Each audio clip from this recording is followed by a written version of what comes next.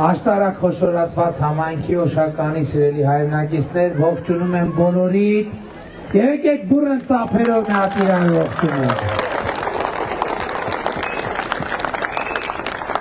Շատ ուրախ եմ ձեզ տեսնելու համար եւ շատ ուրախ եմ եւ շնորհակալ եմ, որ այս անձրևային եղանակին եկել եք հանդիպման եւ իջալոց 7 անցկեսել աշտարակում մեր մեծ հավաքը հույս ունեմ, ովքեր ժամանակ, տրամադրություն, հնարավորություն ունեն, թող գան։ Ժողովուրդ օշականը մեր ինքնության եւ մեր պետության, մեր պատմության կարևորագույն առանցքներից մեկն է, մեր ինքնության կարևորագույն վայրերից, բնակավայրերից մեկն է, օշականում ամփոփված մեր ինքնության ամենամեծ հեղինակներից մեկի Մեսրոպ Մաշտոցի Սուրբ Մեսրոպ Մաշտոցի մարմինը եւ ես ուզում եմ այսօրվա մեր հանդիպումը սկսել հայերեն առաջին թարգմանված կտորով առակով, գիտեք որ առակած գրքի առաջին համարն է Մեսրոպ Մաշտոցը առաջինը թարգմանել եւ ես կարծում եմ որ սա շատ մեծ ուղերձ ունի իմիջայլոց շատ մեծ ազդեցություն է թողել այդ ամեն ինչը վերջին տարիների մեր քաղաքականության վրա եւ բայց դա ձեզ կփոխանցեմ աշխարհաբարով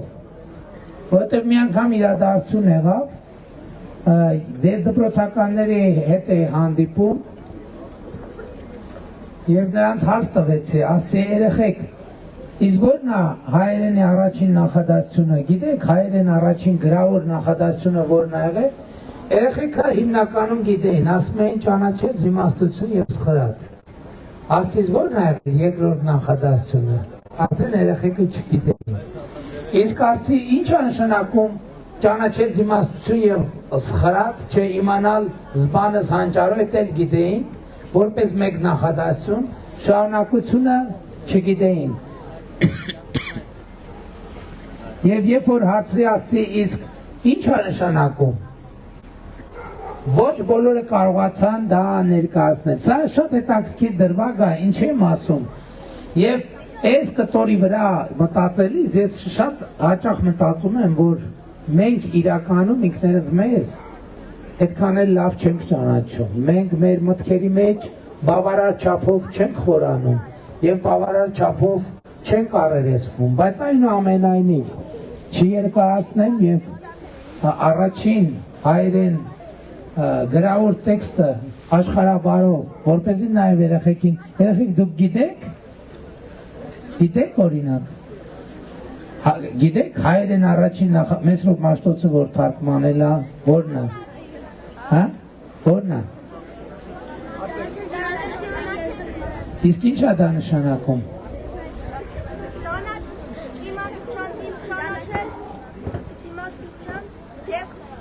ի՞նչ է դա նշանակում լավ սենց անենք ուրեմն հետևյալն է սկսենք վերնագրից եւ Երուսաղեմում Իսրայելի թագավոր Դավթի որդի Սողոմոնի առակները առակ համար առաջին ճանաչել իմաստությունը եւ խրատը իմանալ հանճարի խոսքերը ընկալել խոսքի բարդ դարձվածքները հասկանալ ճշմարիտ արդարությունը եւ ուղղել իրավունքը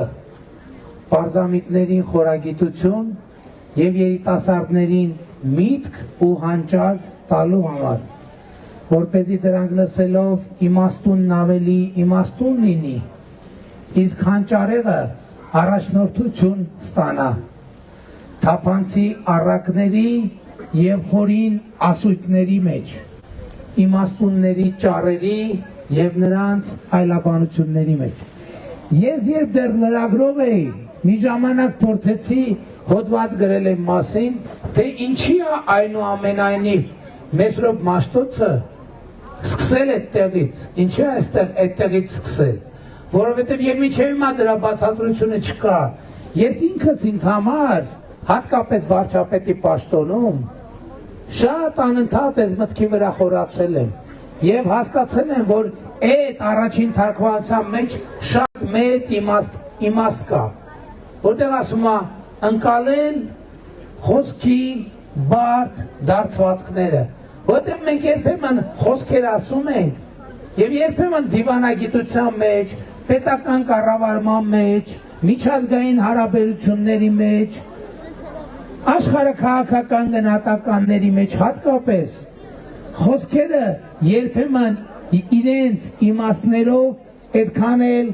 միանգամից ընկալելի չեն կամ մակերեսին եղածը այն չի, ինչ որ կարող է տպավորություն թողել։ Եվ վերջին տարիներին մեր քաղաքականությունները մշակելիս մենք շատ հատուկ ուշադրություն ենք դարձրել հետևյալին, որ մենք պետք է հասկանանք խոսքի բարդ դարձվածքները, պետք է հասկանանք ճշմարիտ արդարությունը եւ պետք է ուղղենք իրավունքը։ Եվ սա ըստ էության մեր այսօրվա առաքելությունն է, եւ մեր այսօրվա առաքելությունն է, եւ ես ուրախ եմ արձանագրել, որ իմիջայլոց մի ուրիշ բաներ եմ ուզում ասեմ, որի մասին խոսել եմ, որովհետեւ մենք որպես քրիստոնեությունը առաջին ընդունած պետություն, ես հիմա ուրիշ աչքով եմ նայում, օրինակ մասնավորապես առողջության ապահովագրության համակարգին։ Այդ միտքն էլ երեք Շենգավիթում ծագեց, որովհետև տարբեր թոշակառուների 65+ հատկապես մարդկանց հետ որ խոսում եմ, չգիտեմ ինչի միջալոց ժողովուրդ, առողջության ապահովագրությամբ ամենամեծ ծավալը աչքի հետ կապված վիրահատություններն են, չգիտեմ ինչի է դա, բայց ամենաշատը նախարարն էլ ասում, նախարարությունն էլ ասում, ամենաշատը աչքի հետ կապված վիրահատություններից են մարդիկ օգնում եւ այս վերջին օրն էլ ինչքան թոշակառուների հանդիպում եմ, ովքեր առողջության ապահովագրությամբ վիրահատվել են, հիմնականում աչքի հետ կապված է եւ այդտեղ էլ այս պատկերը ինձ հիշեցրեց Աստվածանոր կտակարանի խոսքերը Մատթեոսի ավետարանի 11-րդ համարում, որտեղ ասում է Հիսուս Քրիստոսը ասում է, ահա գույրերը տեսնում են, հիվանդները բժշկվում են, որոտները մաքրվում են, կաղերը քայլում են եւ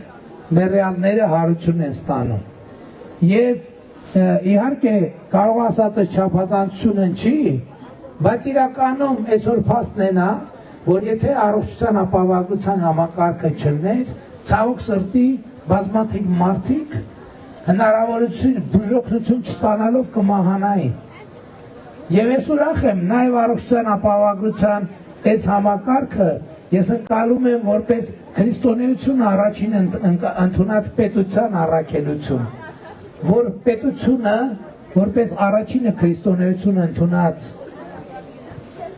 պետական միավորում այդ ուղերձն է կատարածում եւ մեր քաղաքացիների տեսողությունն է լավացնում, կյանքն է երկարացնում, առողջությունն է բարելավում եւ սա շատ կարեւոր հոգեվոր այդ թվում առաքելություն է ինձ համար եւ մեր կառավարության համար։ Եվ ես ուզում եմ ասել, որ 2021 թվականին, երբ որ մենք եկանք եւ ձեզ ասացինք ապագա կա, դուք հավատացիք, այսօր այդ ապագան է, որովհետեւ այդ ապագայի մեջ է, որ հիվանդները բժշկվում են, կաղերը քայլում են, գույրերը տեսնում են, որոտները մաքրվում են եւ այն մարդիկ, ովքեր առողջության ապահովագրության չլինելու եւ առողջապահական ծառայությունները հասանելի չլինելու դեպքում գուցե եւ մահանային կամ մեծ հավանականությամբ կմահանային նրանք ապրում են։ Երբ որ 2021 թվին ասում ենք ապագա կա,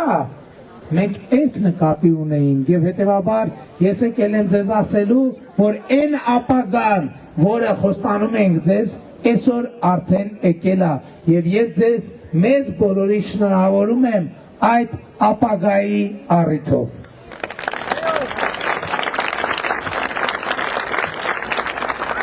2026 թվականին առաջին անգամ Հայաստանի պատմության մեջ միջին կենսաթոշակը այնքան է, որ թոշակառուն կարա մի ամսվա ծայրը ծայրին հասցնի, ծայրը ծայրին հասցնելը մեր երազանքը չի, ժողովուրդ ջան, մենք չենք ասում, մենք մեր երազանքների գագաթնակետին ենք հասել, բայց ուզում եմ հիշեցնել, որ 2018 թվականին նվազագույն թոշակը Հայաստանի Հանրապետությունում 16,000 դրամ է եղել, այսօր նվազագույն թոշակը 46,000 դրամ է, մենք 3 անգամ նվազագույն թոշակը բարձրացրել ենք և 2018 թվականից այս կողմ մենք 5 անգամ թոշակներ բարձրացնելու մասին որոշումներ ենք կայացրել։ Առողջության ապահովագրությունը, թոշակների բարձրացումը, ինչի համար ենք մենք այդ որոշումները կայացրել։ Ովքեր կան, որ թոշակառու են, տարածքում ովքեր կան, խնդրում եմ ձեռ բարձրացրեք, էլի։ Խնդրում եմ ձեռ բարձրացրեք։ Ինչ ենք մենք այդ որոշումը կայացրել, գիտեք, այդ որոշումները գիտեք ինչ եք կայացրել։ Որովհետև ձեզ սիրում ենք, դրա համար ենք կայացրել, որովհետև ձեզ սիրում ենք, որովհետև ես էլի ասում եմ, կապալումել եմ ասել, ես ձեզնից յուրաքանչյուրին սիրում եմ այնպես, ինչպես իմ ծնողին եմ սիրում։ Ես ձեզնից յուրաքանչյուրին սիրում եմ այնպես, ինչպես իմ ծնողին եմ սիրում։ Եվ մեր գործունեությունը ամբողջը ուղղված է, որ մեր քաղաքացիները, երեխաների միջալուց, երեխաների առողջության ապահովագրությունը, մինչև 18 տարեկան բոլոր երեխաները առողջության ապահովագրության շահառու են պետական բյուջեի միջոցների հաշվին։ Դուք օրինակ երեխաներ ունեք, այո, ունեք քանի տարեկան է ձեր երեխան։ 16, իսկ դուք 65 պլյուս տարեկի ծնող ունեք։ Հիմա ես ուզում եմ ձեզ ասել, որ տեսեք, մենք հատկապես ձեզ համար ենք, կներեք, որ ձեզ եմ մատնացույց անում, համոզված եմ, որ էլի ձեր նման, հատկապես ձեզ համար ենք այդ համակարգը ներդրել, ինչի, որտեղ համոզված եմ, որ յուրաքանչյուր մայր, յուրաքանչյուր ծնող մտածում ասում է, հանկարծ եթե երեխաս առողջական խնդիր ունենա, ես ինչ եմ անելու, ես վարկի տակ եմ ընկնելու, ես տոկոսի տակ եմ ընկնելու, ես նույնիսկ վարկով կամ տոկոսով կարողանալու եմ այդ հարցը լուծեմ։ Մենք այդ հարցի պատասխանը եկել ենք ձեզ տալու։ Մենք եկել ենք ձեզ ասելու, որ ձեր հարազատ պետությունը, Հայաստանի Հանրապետությունը կանգնած է ձեր կողքին, եւ ինչպես ձեր խնդիրն է ձեր երեխայի առողջությունը, այնպես էլ մեր խնդիրն է ձեր երեխաների առողջությունը, որովհետև ձերնից յուրաքանչյուրի երեխաներին մենք եւ ես վերաբերվում եմ այնպես, ինչպես վերաբերվում եմ իմ սեփական երեխաներին։ Հաջորդը նաեւ ծնողների համար։ Նաեւ ծնողների պահով։ Նա ով տարիքով ծնող ունի, յուրաքանչյուրը միշտ մտքում այդ լարվածությունը կա, որ եթե հանկարծ, որովհետև Աստված բոլորին առողջություն տա, բայց տարիքի հետ միշտ էլ առողջական խնդիրներ միշտ չէ, բայց երբեմն հաճախ ցավոք խնդիրներ են եւ նա, ես համոզված եմ, ես օրինակ այդպեսին եմ եղել եւ համոզված եմ բոլոր այդպեսին են, նա տարիքով ծնող ունի, միշտ մի լարվածություն ունի, ասում է, բա որ հանկարծ իմ ծնողին մի առողջական խնդիր ծագեց, ոնց եմ ես լուծելու այդ հարցը, կարողանալու եմ լուծել, թե չեմ կարողանալու լուծել։ Եվ այսօր ես եկել եմ ձեզ ասելու, որ դուք դրա մասին առնվազն մեծ մասով մտածելու կարիք չունեք, որովհետև ձեր հարազատ պետությունը, Հայաստանի Հանրապետությունը կանգնած է ձեր կողքին եւ ասում է, որ այդ խնդիրը մենք կլուծենք, որովհետև ձեր խնդիրը ձեր պետության խնդիրն է եւ ձեր պետության խնդիրը ձեր խնդիրն է։ Թոշակառուների պարագայում ես գիտեմ, որ իմիջիալոց այդ չէինք էլ ֆայմել, չէինք մտածել։ Այդ հետո որ սկսեցինք մարդկանց հետ շփվել, մարդիկ թոշակառուները իրանց մեծ գլխի գցեցին, որովհետև լիքը թոշակառուներ կան, ովքեր քրոնիկ հիվանդություններ են ունեցել եւ իրանք ամսական իրանց թոշակի, ասենք նույնիսկ այդ 30-40 հազարը մի 20,000, մարդ կա 30,000, մարդ կա նույնիսկ ասենք իրանց երեխեքը կամ բարեկամներ օգնել են, իրանց դեղերի են տվել։ Այսօր այդ մարդիկ դեղերը ստանում են առողջության, ապահովագրության համակարգով եւ այս դեպքում նրանց թոշակը ոչ թե 10 կամ 20,000 դրամով ավելացել փաստացի եկամուտը որ մնացել է գրպանում, այլ ավելացել է երբեմն 30, երբեմն 40, երբեմն նույնիսկ 50,000 դրամով։ Ինչի համար ենք մենք սա արել, ինչի համար ենք մենք սա անում։ Մենք անում ենք, որովհետև ձեզ սիրում ենք, ժողովուրդ ջան, որովհետև մենք ձեզ սիրում ենք, ժողովուրդ ջան, մենք եկել ենք ձեզ ասելու, որ մենք ձեզ սիրում ենք, ժողովուրդ ջան։ Եվ ես հույս ունեմ, որ նույնիսկ առանց մեր ասելու, ես հույս ունեմ, որ նույնիսկ առանց մեր ասելու դուք այդ սերը զգացել եք եւ զգում եք։ Այդ նույնը նաեւ վերաբերվում է իմիջիալոց մեր վարած արտաքին քաղաքականությանը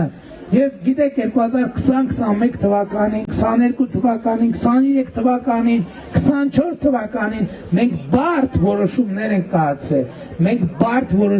ենք կայացրել, որովհետև հասկացել ենք, որ որոշումները կայացնելը մեր պարտքն է։ Ինչու է մեր պարտքը,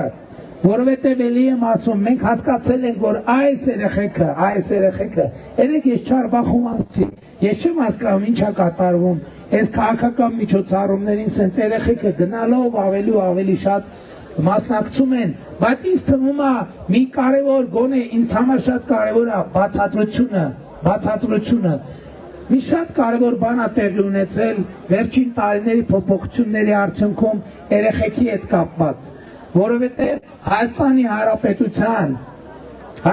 Հանրապետությունում ծնված ամեն երեխայի վզից 1000 ներողություն այդ բառի համար մենք պատմական խնդիրների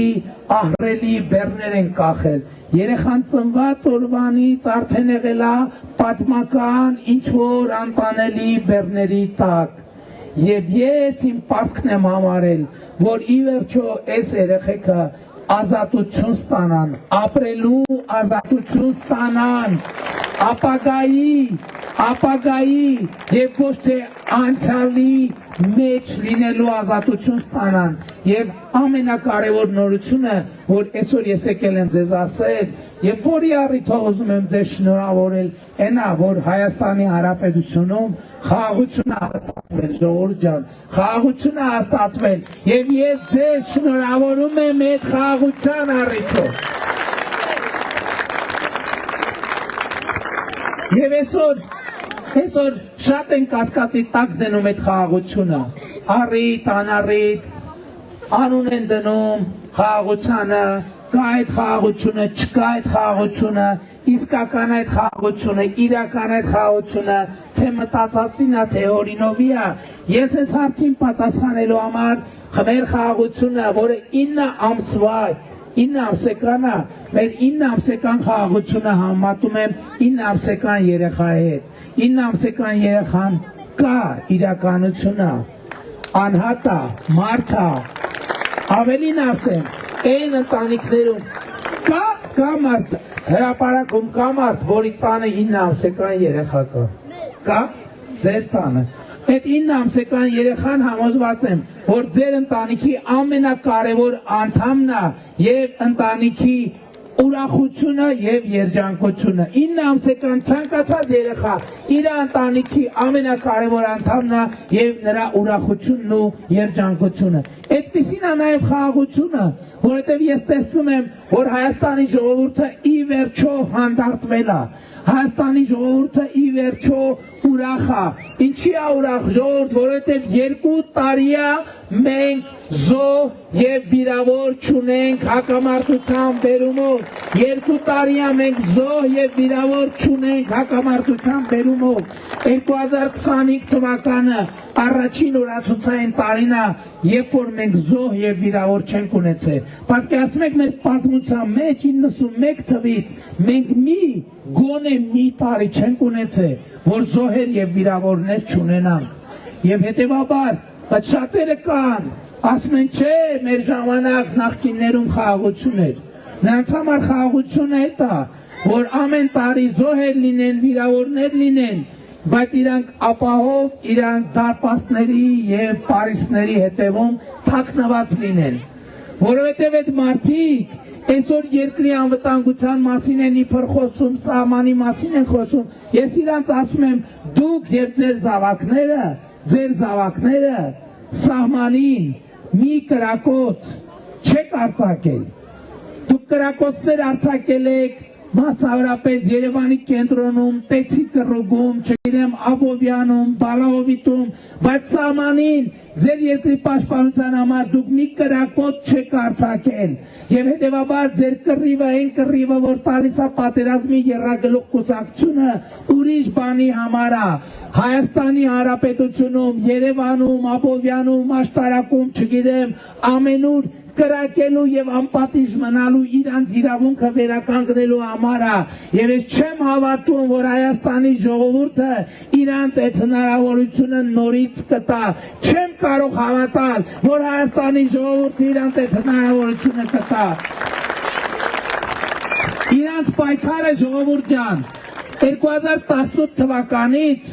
մենք ասել ենք որ թալանվածը վերադարձնելու ենք 2018 թվականից Հայաստանի Հանրապետության պետական բյուջե 66 միլիարդ լրացուցիչ գումար է մտել, որը հեղափոխությունից առաջ իրանց գրպաններն են գնում։ Միայն Զանգեզուրի պղնձամոլիբդենային կոմբինատի օրինակը բերեմ։ 2018-ից 2023 թվականը ներողություն 25 թվականը Զանգեզուրի պղնձամոլիբդենային կոմբինատը 300 միլիարդ դրամի ավել փող է վճարել պետական բյուջե, քան նախորդ 8 տարիների ընթացքում 300 միլիարդ դրամի։ Եվ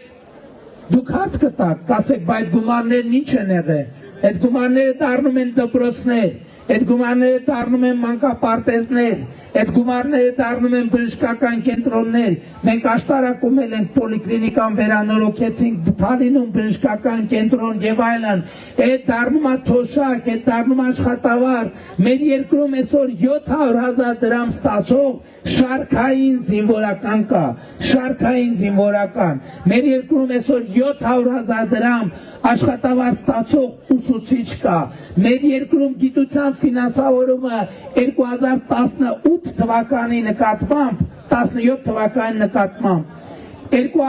208 անգամ ավելացել է աշտարակ խոշորացված համայնքի եւ ընդհանրապես աշտարակ Արագածոտնի մարզի համայնքների դոտացիաները 2.5-3 անգամ կրկնապատկվել են եւ դեռ ավել ահա թե ուրագրած է սուբվենցիոն ծրագրեր են իրականացվել որոնց մոտավորապես 50 եւ ավելի տոկոսը ֆինանսավորվել է պետական բյուջեի կողմից դրանք դարձել են ճանապարհներ դրանք դարձել են լուսավորություն դրանք դարձել են ջրագծեր դրանք դարձել են գազի համակարգ եւ այլն եւ այդպես շարունակ դրանք դարձել են երրորդ եւ յուրաքանչյուր հաջորդ երեխայի նպաստ այսօր պետությունը երրորդ ծնված երեխային յուրաքանչյուր ընտանիքի ամիսը 50,000 նպաստ է տալիս միջև նպաստ բառը ես չեմ սիրում աջակցություն է տալիս միջև երեխայի 6 տարեկան դառնալը դա երբ է եղել նախկինում տենց բան ժողովուրդ ջան երբ որ 2021 թվականին ասում էինք ապագա կա այդ նկատի ունեինք այդ թվում այդ նկատի ունեինք թալանվածը վերադարձի հետ կապված այսօր մեզ շատ են հարցնում ասում են Այն չափերով չի վերադարձել, բայց ես ուզում եմ ձեզ օրինակներ բերեմ։ Հենց այսօր տեղի է ունեցել մի շատ կարևոր իրադարձություն։ Կոտայքի նախկին մարզպետ, նույն Գագիկ Ծառոկյանի փեսա, Կարապետ Գուլոյանի դղյակը դե յուրե վերջնականապես կադաստրի թղթով դարձել է Հայաստանի Հանրապետության, այսինքն բոլորից սեփականությունը։ Մենք Ֆինանսների կլինի շարունակական, բայց եմ ասում, սպասեք Ֆինանսների նախկին նախարարի տունը, որը ապօրինի ձեռքով ապօրինի կերպով ձեռք էր բերվել Ամերիկայի Միացյալ Նահանգներում վաճառվել է եւ հիմա գործընթաց է գնում Հայաստանի դատախազության հայտի հիման վրա, որ այդ գնի 70%-ը կարծեմ փոխանցի Հայաստանի պետական բյուջե։ Ինչի 70%-ը։ որովհետև իրանց օրենսդրությամբ եւ կարգավորումներով որոշակի համակարգեր կա։ Ավելին ասեմ, Հայաստանի էլեկտրական ցանցերը շուտով նաեւ դե յուրե, բայց հիմա դե ֆակտո պետական է եւ վերադարձված է կոպեկներով սեփական աշնորհածը վերադարձված է ժողովրդին։ Եվ այդ մարդիկ հələ մի հատ էլ ասում են, մենք հարուստ ենք, մենք տեսած ենք, ոնց կարա տեսած համարվի են մարդը, կալուկացի օլիգարխը, ժողովուրդ ջան, մեր մանկապարտեզի վրա ավել գումարա գրել, մեր զորամասերի վրա ավել գումարա գրել, մեր պետական մարմինների վրա ավել գումարա գրել, եւ այդ մարդիկ ասում են մենք տեսած ենք, մենք հարուստ ենք, դուք տեսած չեք, դուք չտեսեք, դուք հարուստ չեք, դուք գողցող եք։ Եվ մենք այդ գողացածը, այո, մինչև հիմա հատիկ բերել ենք եւ ինչպես ասացի շարունակաբար հատիկ բերվելու է, բայց դրա համար շատ կարեւոր մի բան կա, Գիտեք իրականում այդքան է կամաց չի, 6.6 միլիարդ դոլար, ժողովուրդ ջան, 6.6 միլիարդ դոլար, հեղափոխությունը որ չլներ, այդ 6.6 միլիարդ դոլար իրանց գրպաններում էր լինելու, իրանց գրպաններում, եւ իրանք դրանից են զրկվել, դրա համար է իրանց վնգոցը տենց դուրս գալի, հա շատ մարդիկ կան ասում են ավելի հատուեր պետք անել, ասում են ինչի են այդ մարդիկ ազատության մեջ, բայց ես ուզում եմ մի բան էլ դուք արձանագրեք, ես 2018 թվականի մայիսի 8-ին ընտրվել եմ վարչապետ եւ 2018 թվականի մայիսի 9-ից մենք եւ մեր քաղաքական թիմը մենք 23 ճակատով ենք կռիվ տվել, 23 ճակատով, պատկերավոր ես ասում եմ, մենք կռիվ ենք տվել 23 գլխանի հրեշի դեմ, այդ գլուխները կտրելով եկել մնացել է վերջին 3 գլուխը,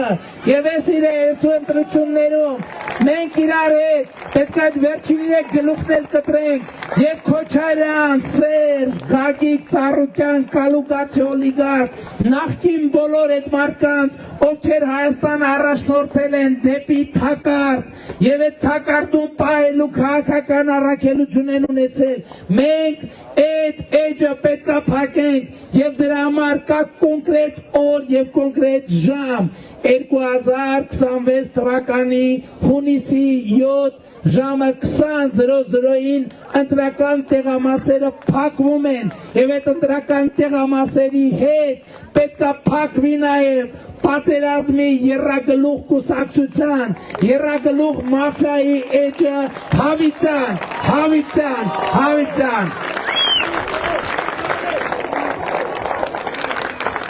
Եվ ժողովուրդ ջան, սրա համար անհրաժեշտ է մենք այս բոլոր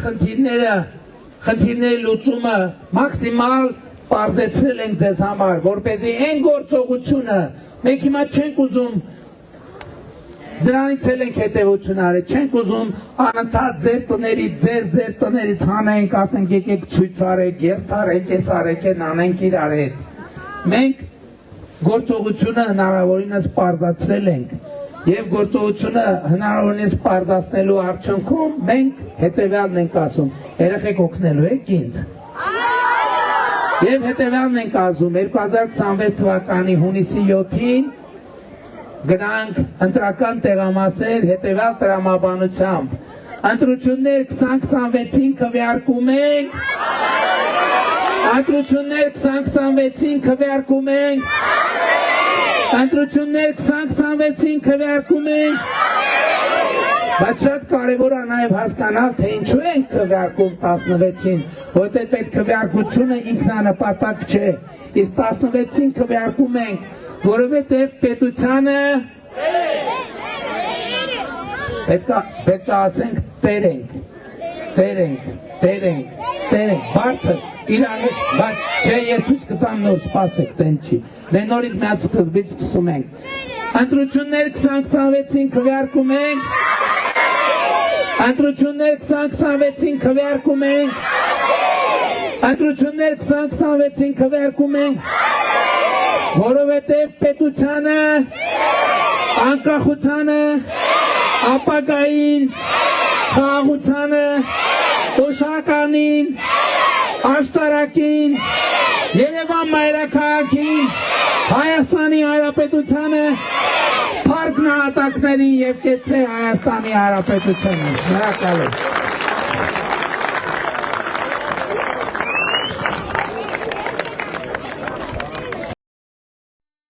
Հավանիչ տեսանյութը եւ բաժանորդագրվիչ նորությունները բաց չթողնելու համար։